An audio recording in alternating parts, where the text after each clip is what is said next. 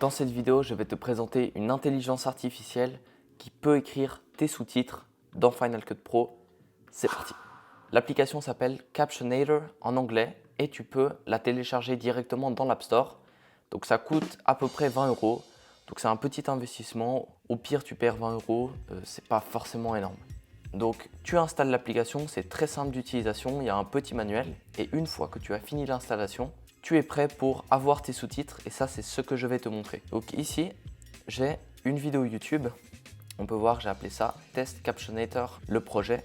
Et donc ce que je vais faire, c'est lire ma vidéo. Donc, le premier titre que j'ai à te présenter, tu vas te rendre dans titre et tu vas chercher Machine AI. Donc c'est simplement une vidéo sur des titres qui est sortie il n'y a pas longtemps sur la chaîne.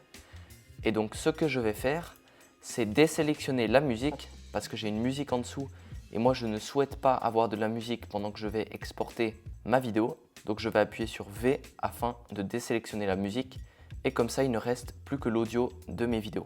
Une fois que ça c'est fait, je vais me rendre dans la fenêtre d'export et je vais taper Captionator. Ensuite je vais dans Réglages, format audio seulement, c'est parfait, c'est ce qu'on a envie. Et je vais mettre suivant et j'attends un petit peu que ça charge. Je te montre maintenant la fenêtre qui va te permettre de customiser ton sous-titre. Donc tu peux voir le style simple ou custom, moi je laisse type style simple.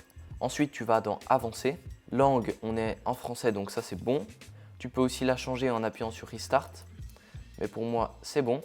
Text case, tu peux mettre uppercase, lowercase ou proper case. Ça c'est si tu veux avoir en majuscule ou en minuscule. Moi souvent je mets en majuscule, ça va bien. Et après si tu veux avoir build in ou build out, donc ça va te permettre d'avoir une transition pour ton titre.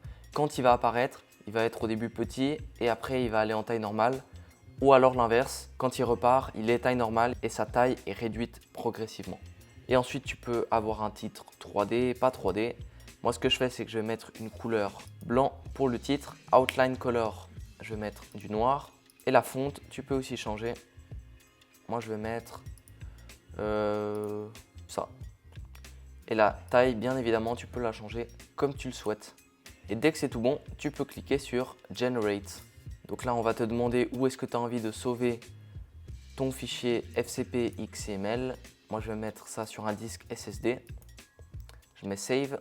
Dès que ça c'est fait, je vais sur mon disque où j'ai enregistré la chose et je vais double-cliquer sur le fichier. Et maintenant, ça va me demander avec quelle bibliothèque je veux ouvrir ce fichier .fcpxml. Et donc moi, je vais mettre ça dans l'endroit où j'ai ma bibliothèque. Je mets mon fichier. Et une fois que j'ouvre le fichier, dans la bibliothèque, on peut voir que j'ai un nouvel événement, Generated Captions, avec un projet à l'intérieur. Donc je vais double-cliquer sur le projet. Et là, ce qu'on peut voir, c'est que j'ai tous mes titres, si je zoome un peu, j'ai tous mes titres qui apparaissent à l'intérieur. Donc ça, c'est plutôt cool. Et maintenant, ce que je peux faire, c'est prendre ces titres-là, les sélectionner, commande C, retourner dans mon projet, Test Captionator, tac, je sélectionne si ça veut bien s'ouvrir. Et maintenant, je peux juste coller mes clips.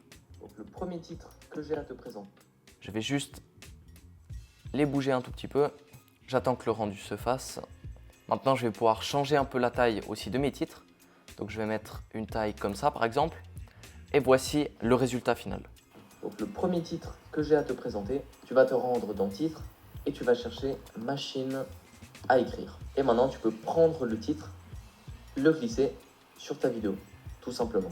Et maintenant, si je change le nom de mon titre, je vais appeler ça Voyage dans les Alpes.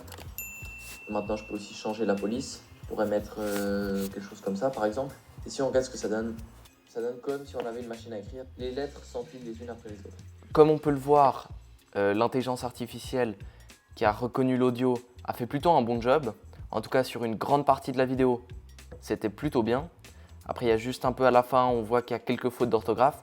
Mais ça, c'est pas très grave parce qu'elle a fait, on va dire, 80-90% du job. Et maintenant, je peux aller où il y a des problèmes. Par exemple, il y avait un ça qui était faux. Ici, il y a un ça qui est faux. Et donc, je vais aller là-dessus, changer et je vais mettre ça, tout simple comme ça. Voyage dans les Alpes. Maintenant, je peux aussi changer la police. Je pourrais mettre quelque chose comme ça, par exemple. Et si on regarde ce que ça donne, quelque chose comme ça. Et après, tu peux juste changer quelques petits mots si l'IA a fait des erreurs à certains endroits. Mais honnêtement, je suis plutôt content de cet outil. Et comme tu peux le voir, elle fait plutôt un job pas mal parce que j'ai parlé assez vite et ça a pourtant bien réussi à créer les sous-titres.